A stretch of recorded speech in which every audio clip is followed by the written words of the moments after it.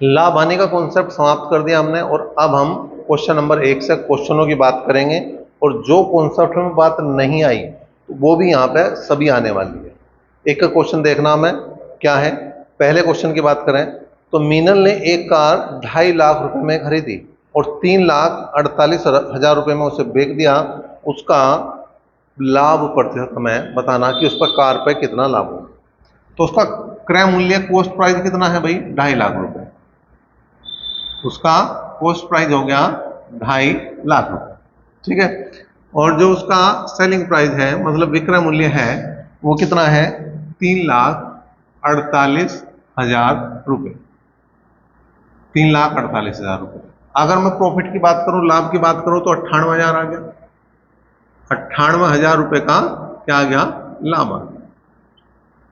जब हमने स्टार्ट करा था कॉन्सेप्ट तो वहां पे एक बात बताई थी कि 100% हमेशा किसके बराबर होगा?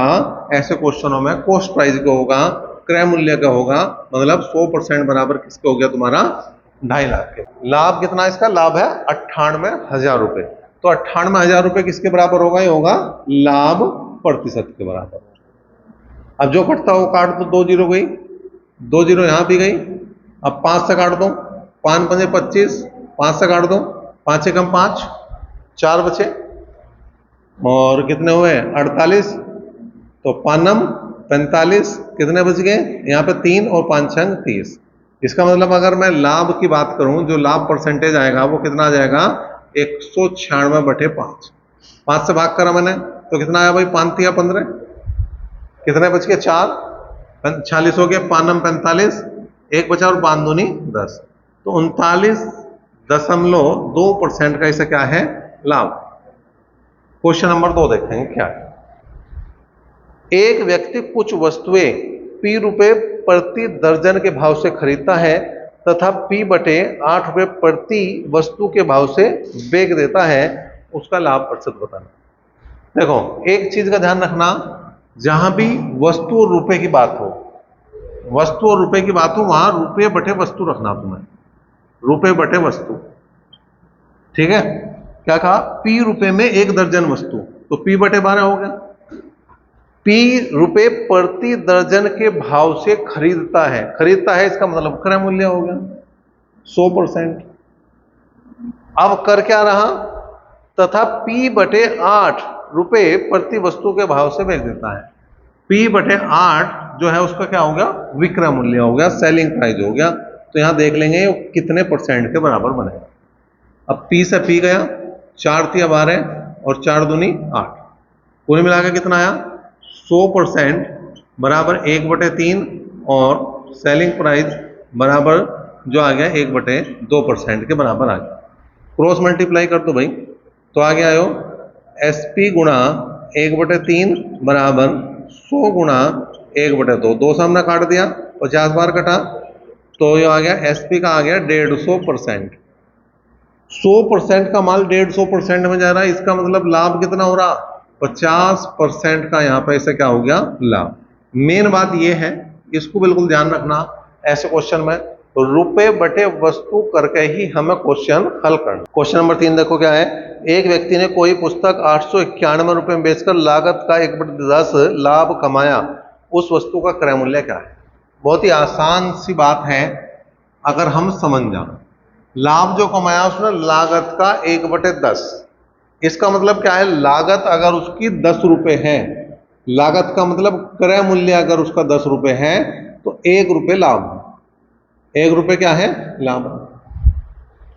अब क्रय और लाभ को अगर मैं जोड़ दूं तो क्या बनेगा? विक्रय। इन दोनों को मैंने जोड़ दिया, अगर इन दोनों को मैंने प्लस करा तो 11 बना और यो क्या बन गया? विक्रय। और यो ही दे रखा उसने, विक्रय मूल्य दे रखा 891 रुपए। तो 11 बराबर है 891 रुपए के और 10 बराबर क्रय मूल्य के बराबर हमें ज्ञात करना। इसका जो क्रय मूल्य क्या है वो हमें ज्ञात करना।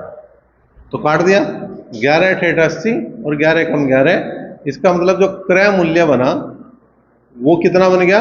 वो 810 रुपए बन गया। अब आ जाओ क्वेश्चन नंबर 4। क्वेश्चन नंबर 4 क्या कह रहा भाई?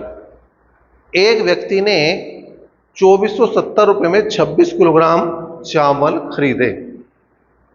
इसमें से उसने 110 रुपये प्रति किलोग्राम से 10 किलोग्राम चावल बेच दिया। 70 रुपये का लाभ कमाने के लिए उसे शेष चावल किस दर पर बेचना होगा? अब देखो, कुल क्रय मूल्य दे रखा उसने। कुल क्रय मूल्य दे रखा है, नहीं दे रखा? बिल्कुल दे रखा। कुल क्रय मूल्य दे रखा 2470 रुपये। 2470 रुपये। लाभ भी दे रखा उसने कि उसे 70 रुपये का लाभ लेना। लाभ जो है उसे कितने का लेना? 70 रुपये का लेना। इसका मतलब कुल विक्रय मूल्य कितना होना चाहिए उसका? कुल विक्रय मूल्य कितना होना चाहिए? कुल विक्रय मूल्य हो जाना चाहिए, इन दोनों को जोड़ दो, 2470 को और 70 को जोड़ दो तो बना 2540 रुपये। तो ये 2540 रुपये जो है इसका कुल विक्रय मूल्य है। लेकिन अभी इसने कुछ और बात भी कही। उसने कहा 10 किलो चावल 110 के भाव से बेच दिए। तो 10 किलोग्राम चावल का विक्रय मूल्य कितना हो गया? 10 किलोग्राम चावल का विक्रय मूल्य कितना हो गया? 110 रुपए के भाव से बेचे। 10 किलो बेचे तो 1100 रुपये सीधा सीधा हो गया। ठीक है, 1100 रुपये का बिक गया। अब ये टोटल कितने चावल थे? 26 किलो।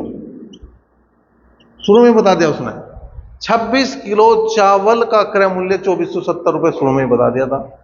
अभी कितने चावल बच रहे हैं इसके पास? 16 किलो चावल बच रहे। 16 किलो चावल का विक्रय मूल्य कितना होना चाहिए? घटा दो। कितना होना चाहिए? घटा दो भाई।